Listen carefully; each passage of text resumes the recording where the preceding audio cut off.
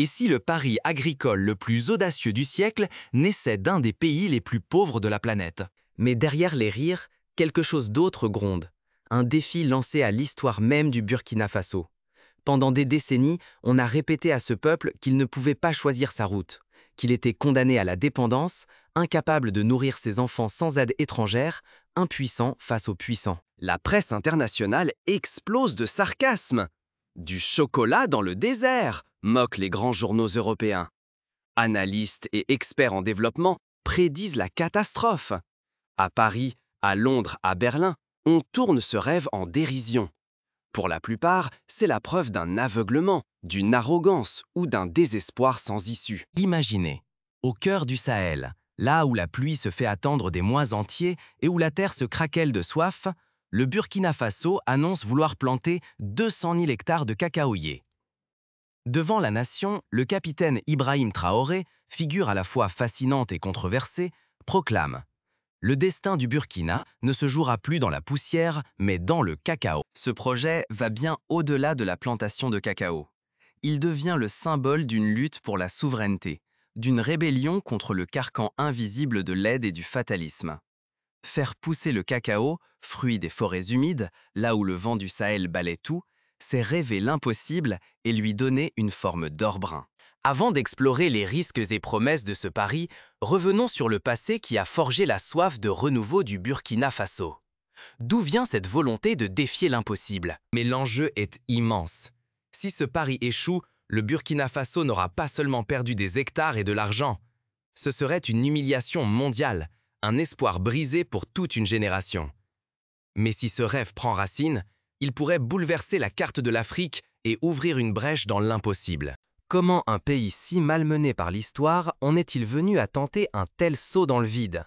Pour saisir la force de cette audace, il faut revenir sur les blessures du Burkina, ses rêves étouffés et la naissance de cette ambition démesurée.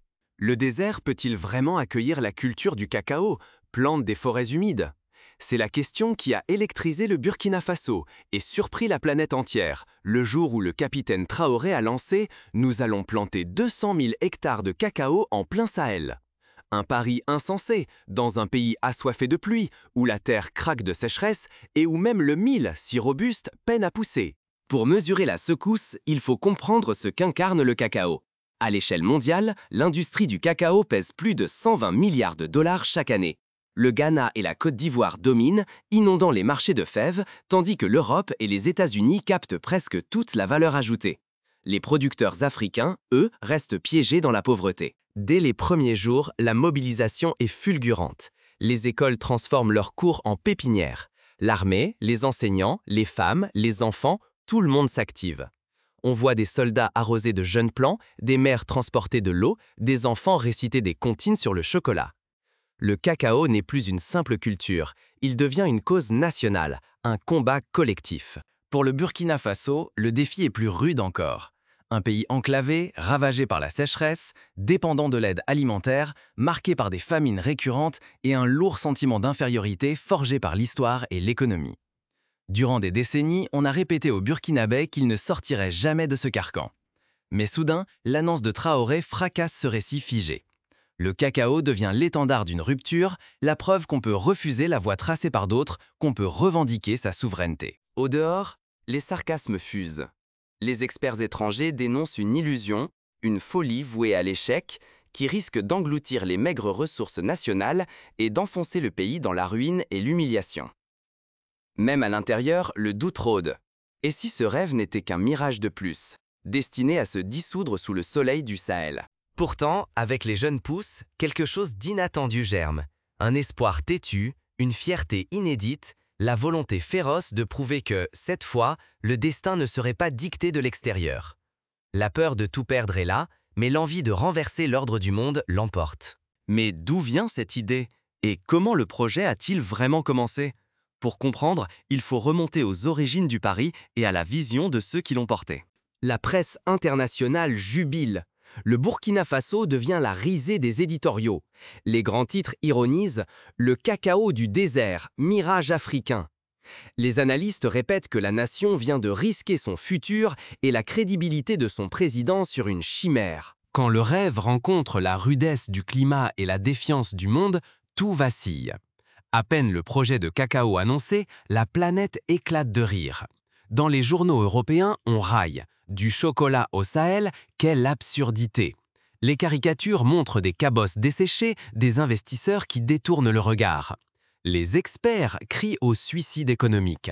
On prédit une faillite nationale, du gaspillage, une famine aggravée si les fonds manquent ailleurs. Dans le pays, la tension monte d'un cran. Les premières saisons sont cruelles. Le soleil écrase, la sécheresse s'installe, les jeunes cacaoyers meurent par milliers. Tant d'espoirs partent en cendres. Les chiffres sont sans appel.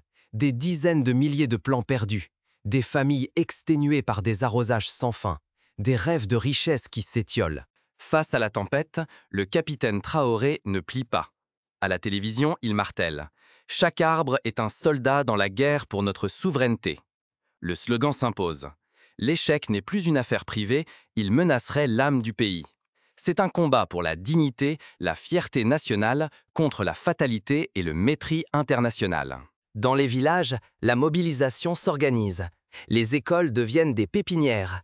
Les enfants apprennent à sauver les pousses. Les femmes créent des coopératives. Les anciens prodiguent leurs conseils. La jeunesse s'unit. Si le cacao survit ici, tout deviendra possible. Pour tenir, il faut innover. Des barrages surgissent, des pompes solaires irriguent, on adapte d'anciennes techniques pour retenir chaque goutte d'eau. Ingéniosité, solidarité et débrouillardise deviennent les seules armes face au climat acharné. Mais la peur rôde, tapis comme l'ombre du désert.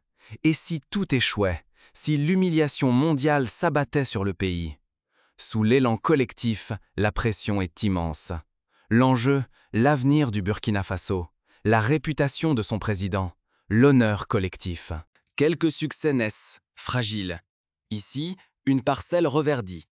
Là, quelques plans résistent ou tous annonçaient la mort. Mais la route reste semée d'obstacles, les pertes sont massives, la pression ne faiblit jamais. Et partout la même question. Tiendrons-nous? Mais au cœur de cette lutte, un événement inattendu vient bouleverser l'équilibre fragile. Un signe d'espoir ou un nouvel obstacle? Et si l'impossible prenait forme sous les yeux ébahis du monde entier? 12 mois après les premières plantations, un miracle discret s'opère au cœur du Sahel. Les hybrides résistants et l'agroforesterie changent la donne. Le taux de survie des jeunes cacaoyers surclasse toutes les prévisions. Pour la première fois, la poussière recule devant le verre. Les premiers fruits ne sont plus expédiés bruts vers l'étranger. À Bobo-Dioulasso, puis à Dédougou et Waïgouya, de petites usines surgissent. De nouveaux emplois naissent, attirant des Burkinabés de la diaspora, revenus d'Europe ou d'Amérique. Ingénieurs, artisans, entrepreneurs, chacun trouve sa place dans l'aventure, bouleversant les équilibres locaux et insufflant une énergie nouvelle. La fièvre du cacao déborde vite le simple cercle des agriculteurs. Les écoles, les universités, même les familles entières s'approprient le projet. Les anciens partagent leur science de l'eau, tandis que les jeunes innovent, solidaires. Des villes jusqu'aux villages les plus reculés, le cacao devient un lien intergénérationnel, une fierté partagée et contagieuse. Au-delà des frontières, le phénomène intrigue. Le Mali, le Niger, le Tchad observent avec envie. Et si la renaissance des terres arides était possible ailleurs? Plus au nord, des industriels européens s'inquiètent. Comment un petit pays sahélien ose-t-il rebattre les cartes du cacao mondial? Le vieux monde sent le centre de gravité lui échapper peu à peu. Mais au Burkina Faso, les profits ne s'accumulent pas dans les mains d'une élite. Ils irriguent les écoles, les dispensaires, l'électrification rurale. Dans des villages entiers, l'espoir renaît. Les enfants découvrent la lumière électrique. Les soignants disposent enfin de matériel moderne.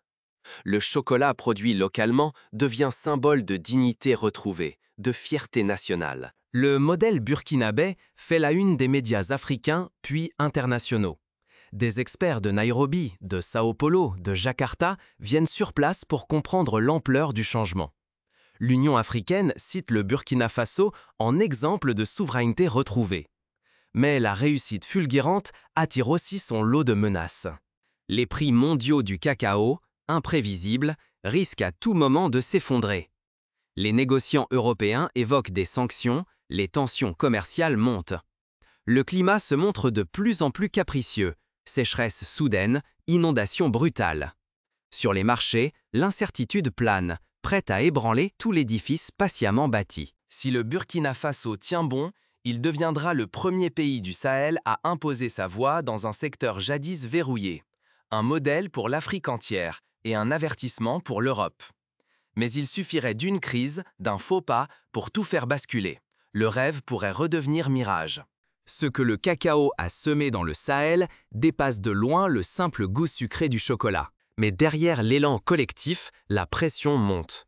Les premiers signes d'essoufflement et les rivalités sourdes menacent déjà l'équilibre fragile du miracle burkinabé. Le commerce international du cacao n'est pas resté immobile. De nouveaux circuits de vente ont surgi, contournant les intermédiaires historiques et redéfinissant les rapports de force. L'Europe, inquiète de cette ascension, a tenté de freiner l'élan africain. Normes plus strictes, quotas, menaces d'exclure les fèves sahéliennes du marché. Mais la dynamique semblait inarrêtable. L'audace burkinabé n'est pas passée inaperçue. De la Mauritanie au Tchad, des délégations venaient observer le modèle. Le vent de renouveau a soufflé plus loin. Bientôt, une vague de projets agricoles a déferlé sur le continent. L'Afrique, trop souvent vue comme simple fournisseur de matières premières, montrait à la face du monde sa capacité à innover, à s'unir, à déclencher un effet domino inattendu. Quand les toutes premières fèves ont mûri, c'est tout un peuple qui a récolté bien plus qu'une nouvelle culture. Une onde de transformation a traversé les villages. Des milliers de familles rurales, autrefois promises à l'exode ou à la misère, ont vu émerger une classe moyenne paysanne. Les jeunes, longtemps attirés par les routes de l'émigration, ont soudain eu une raison de rester, de bâtir, de croire en leur terre. Un sentiment d'appartenance, plus solide que 1000 discours, a pris racine. Pour beaucoup, la victoire la plus éclatante a été écologique. Là où le désert avançait année après année, les plantations de cacao ont régénéré les sols, créé des microclimats, ramené les oiseaux et les insectes, et même favorisé le retour d'espèces que l'on croyait perdues. Les villages parlent aujourd'hui de forêts renaissantes, là où il n'y avait hier que poussière et silence.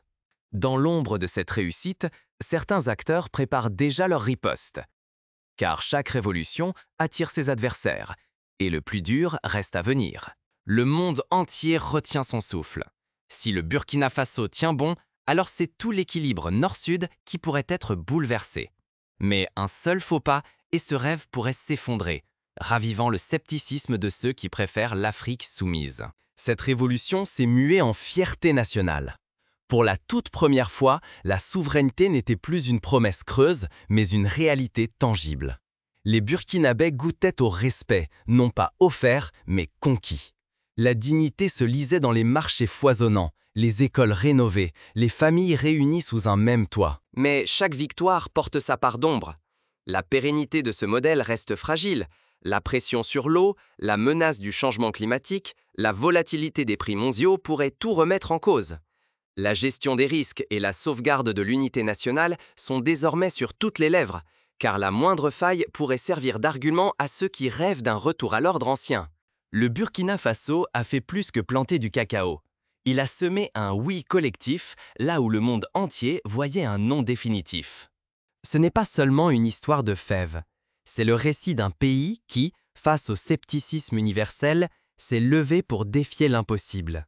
Femmes, hommes, enfants, chaque matin, ils n'ont pas seulement planté des arbres, mais aussi la promesse d'un autre futur. Au commencement, tout semblait absurde. Qui pouvait croire que des cacaoyers survivraient dans la poussière du Sahel, où la pluie se compte en espoir plus qu'en gouttes? Les experts occidentaux ricanaient. Les analystes annonçaient la catastrophe. Les journaux étrangers promettaient la honte. Mais au Burkina Faso, la peur a cédé la place à la détermination. Ce pari fou n'était plus une simple aventure économique. Il est devenu un cri de souveraineté, un acte de revanche, une affirmation contre des siècles de résignation.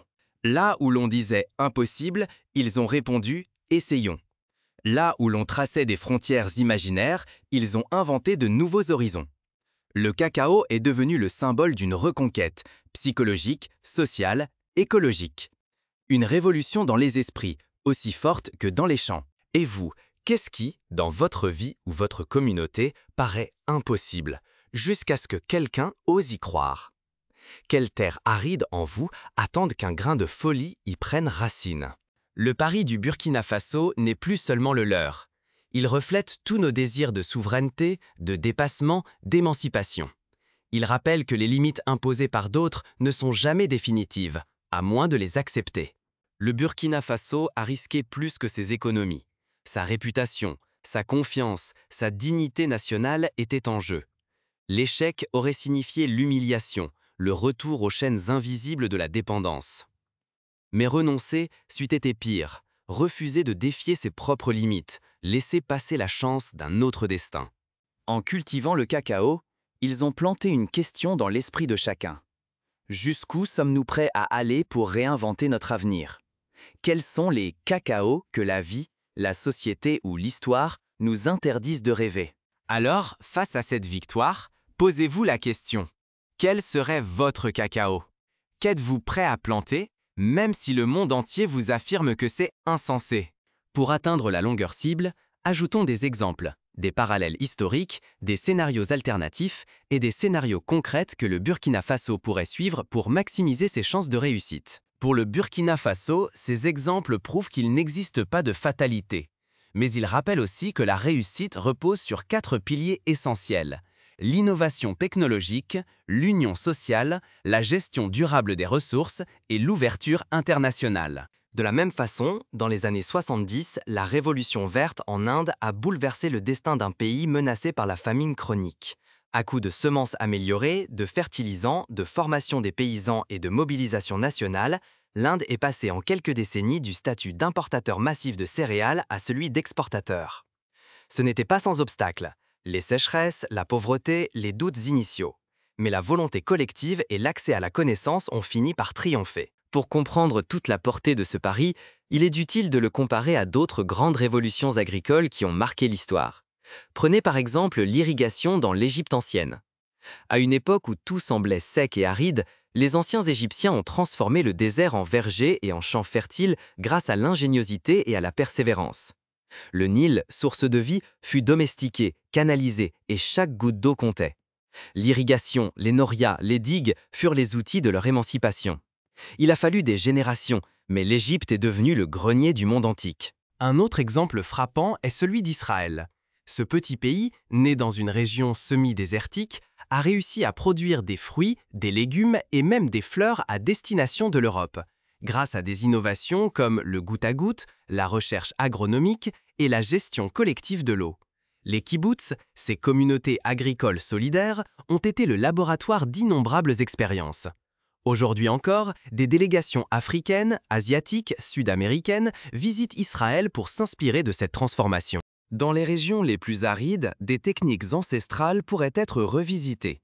Les ailles, ces trous creusés dans le sol pour retenir l'eau et la matière organique, ont déjà prouvé leur efficacité pour reverdir le Sahel. En les adaptant aux besoins spécifiques du cacao, en intégrant du compost, du paillage, des associations de culture, le Burkina Faso pourrait inventer un modèle hybride à la croisée de la tradition et de la modernité. Pour maximiser les chances de réussite, le pays devrait investir dans la formation de ses agriculteurs. Des écoles agricoles itinérantes, des radios communautaires, des applications mobiles en langue locale pourraient diffuser les bonnes pratiques. Comment préparer le sol, choisir les variétés les plus résistantes, lutter contre les parasites, irriguer sans gaspiller. Des concours nationaux pourraient récompenser les villages les plus innovants, encourageant ainsi une saine émulation. Scénario alternatif. Imaginons que, dans certains villages, la sécheresse soit telle que le cacao ne prenne pas racine. Au lieu d'abandonner, les communautés pourraient se tourner vers des cultures associées, bananiers, avocatiers, arbres fertilitaires, créant des microclimats qui protègent les jeunes plants de cacao. En combinant l'agroforesterie à la permaculture, on favorise la biodiversité, on retient l'humidité et on enrichit les sols. Des essais pilotes pourraient être lancés dans diverses régions du pays pour adapter le modèle à chaque terroir. Côté infrastructure, le pari ne peut réussir sans barrages, puits, forages solaires, réseaux de distribution d'eau. Des partenariats avec des pays ayant relevé des défis similaires, comme le Maroc ou la Tunisie, seraient précieux. De jeunes ingénieurs burkinabés pourraient être envoyés en stage à l'étranger, puis revenir former leurs pairs. Face aux risques climatiques, le Burkina Faso devra innover. Développer des variétés de cacao plus tolérantes à la sécheresse, investir dans la recherche agronomique, créer des réserves alimentaires pour amortir les mauvaises années. Les assurances agricoles, encore rares en Afrique, pourraient être expérimentées. Sur le plan international, le pays devra défendre ses intérêts face aux géants du secteur. Il s'agira de négocier des contrats plus justes, de diversifier ses clients, de tisser des alliances avec d'autres pays émergents. Peut-être verra-t-on naître une OPEP du cacao africaine capable de peser sur les prix mondiaux. Mais aucune réussite ne sera durable sans une gestion collective et transparente des revenus.